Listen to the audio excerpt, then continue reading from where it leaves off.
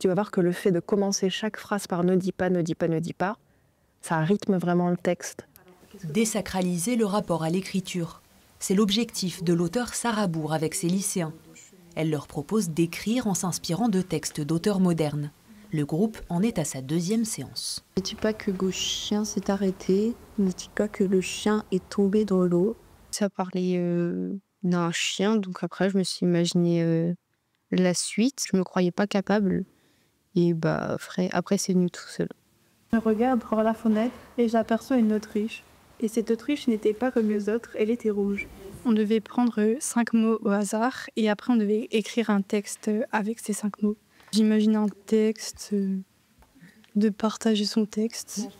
L'exercice, aussi encadré par la professeure de français des élèves, ne compte pas dans leur moyenne. C'est très difficile de noter un poème, c'est-à-dire que qui aurait la meilleure note entre celui qui structure son poème sur une anaphore et puis l'autre qui va utiliser des images. Il n'y a pas un poème qui vaut mieux que l'autre, donc la note ça hiérarchise et là effectivement ça n'aurait pas de sens. Un atelier formateur également pour l'écrivaine qui l'anime. Ça me fait revoir des textes de manière différente. On peut faire simple, d'être intuitif, parce qu'ils ont une intuition assez forte quand même, et ça, je trouve que c'est très beau à voir, ça. En Corrèze, depuis la mi-novembre, l'auteur partage son temps entre ses ateliers et sa résidence, mise à disposition par la ville. Elle s'y consacre à l'écriture de son second roman. Parfois, je fais que lire pendant plusieurs jours. Parfois, j'écris pas du tout de la journée. Parfois, j'écris 2 lignes. Parfois, j'écris plus. Enfin, vraiment, c'est un peu anarchique.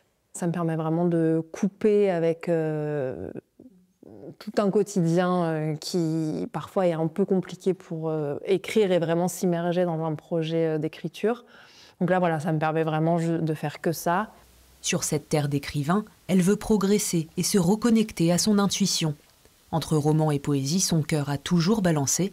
En avril doit d'ailleurs paraître un récit poétique signé Sarrabourg.